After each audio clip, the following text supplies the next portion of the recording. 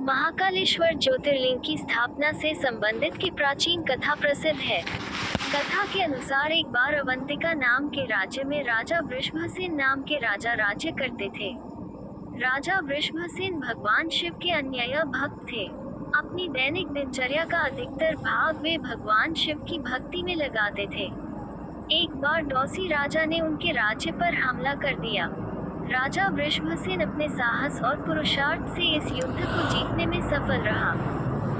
इस पर डौसी राजा ने युद्ध में विजय प्राप्त करने के लिए अन्य किसी मार्ग का उपयोग करना उचित समझा। इसके लिए उसने एक असुर की सहायता ली। उस असुर को अदृश्य होने का वरदान प्राप्त था। राक्षस ने अपनी अनोखी विद्या का प्रयोग करते हुए अवंतिका राज्य पर अनेक हमले की। इन हमलों से बचने के लिए राजा वृषभसेन ने भगवान शिव की शरण लेनी उपयुक्त समझी।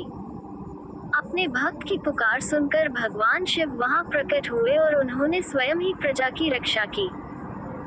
इस पर राजा वृषभसेन ने भगवान शिव से अवंतिका राज्य में ही रहने का आग्रह किया, जिससे भविष्य में अन्य किसी आक्रमण से बचा जा सके। राजा की प्रार्थना सुनकर भगवान वहां ज्योतिर्लिंग के रूप में प्रकट हुए और उसी समय से उज्जैन में महाकालेश्वर की पूजा की जाती है।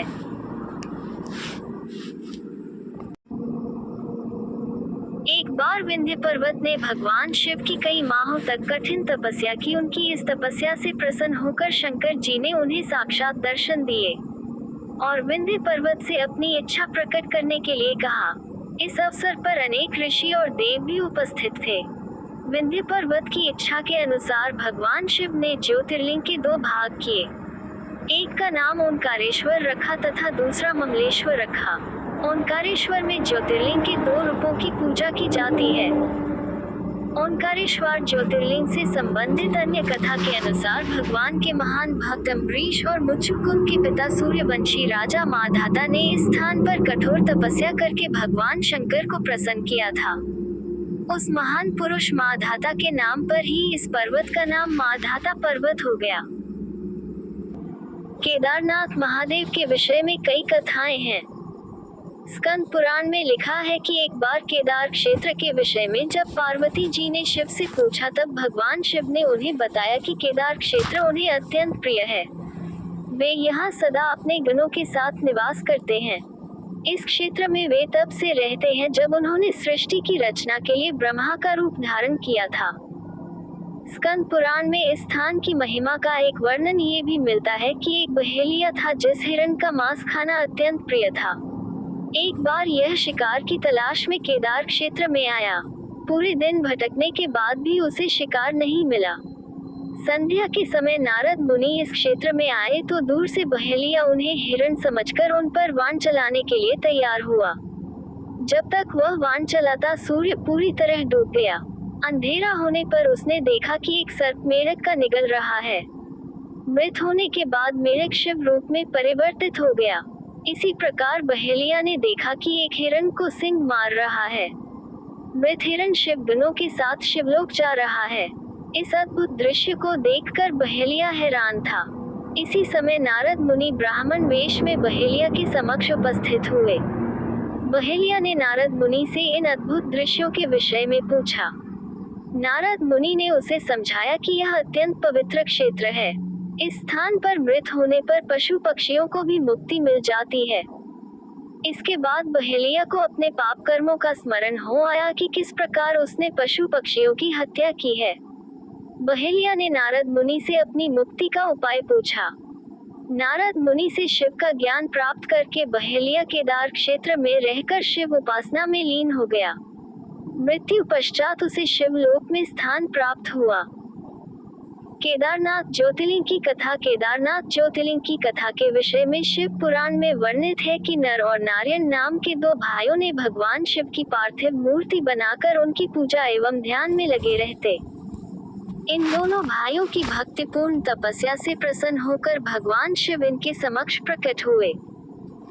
भगवान शिव ने इनसे वरदान मांगने के लिए कहा तो जन कल्याण की भावना से इन्होंने शिव से वरदान मांगा कि वह इस क्षेत्र में जन कल्याण हेतु सदा वर्तमान रहे।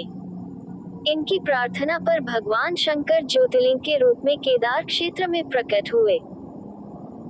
केदारनाथ से जुड़ी पांडवों की कथा। शिव पुराण में लिखा है कि महाभारत के युद्ध के पश्चात पांडवों को इस बात का प्रायश्चित हो रहा था कि उनके हाथों उनके अपने भाई बंधुओं की हत्या हुई है। वे इस पाप से मुक्ति पाना चाहते थे। इसका समाधान जब इन्होंने वेद व्यास जी से पूछा तो उन्होंने कहा कि बंधुओं की हत्या का पाप तभी मिट सकता है जब शिव इस पाप से मुक्ति प्रदान करेंगे। शिव पांडवों से अप्रसन्न थे, अतः पांडव जब विश्वनाथ के दर्शन के लिए काशी पहुंचे तब वे वहां शंकर प्रत्यक्ष प्रकट नहीं हुए। शिव को ढूंढते हुए तब पांचों पांडव केदारनाथ पहुंच गए। पांडवों को आया देखकर शिव ने भैंस का रूप धारण कर लिया और भैंस के झुंड में शामिल हो गए। शिव की पहचान करने के लिए भीम एक गुफा के मुख के पास पैर फैलाकर खड़ा हो गया। सभी भैंस उनके पैर के बीच से होकर निकलने लगी, लेकिन भैंस बने शिव ने पैर के बीच से जाना स्वीकार नहीं किया। इससे पांडवों ने शिव को पहचान लिया।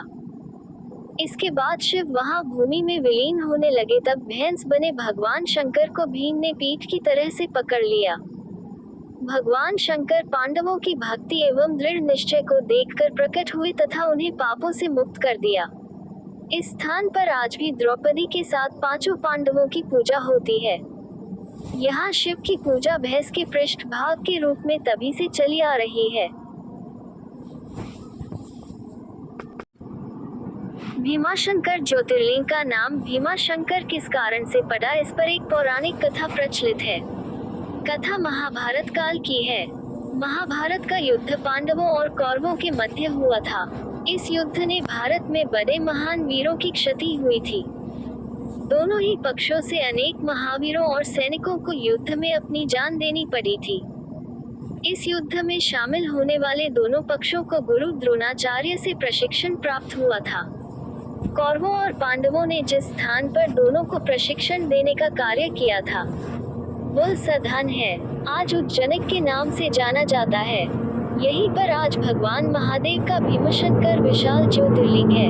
कुछ लोग इस मंदिर को भीमाशंकर ज्योतिर्लिंग भी कहते हैं। भीमाशंकर ज्योतिर्लिंग कथा शिव पुराण अनुसार भीमाशंकर ज्योतिर्लिंग का वर्णन शिव पुराण में मिलता है।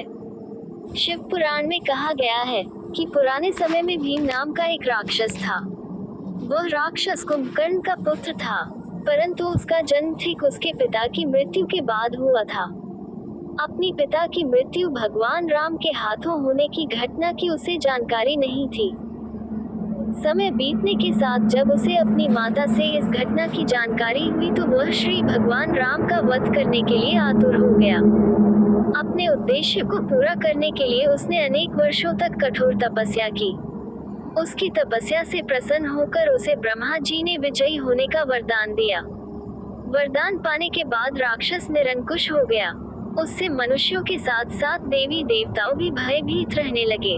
धीरे धीरे सभी जगह उसके आतंक की चर्चा होने लगी।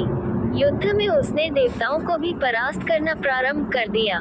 जहां वह जाता मृत्यु का तांडव होने लगता। उसने सभी और पूजा पाठ बंद करवा दिए। अत्यंत परेशान होने के बाद सभी देव भगवान शिव की शरण में गए। भगवान शिव ने सभी को आश्वासन दिलाया कि वे इसका उपाय निकालेंगे। भगवान शिव ने राक्षस को नष्ट कर दिया। भगवान शिव से सभी देवों ने आग्रह किया कि वे इसी स्थान पर शिवलिंग रूप में विराजित हो।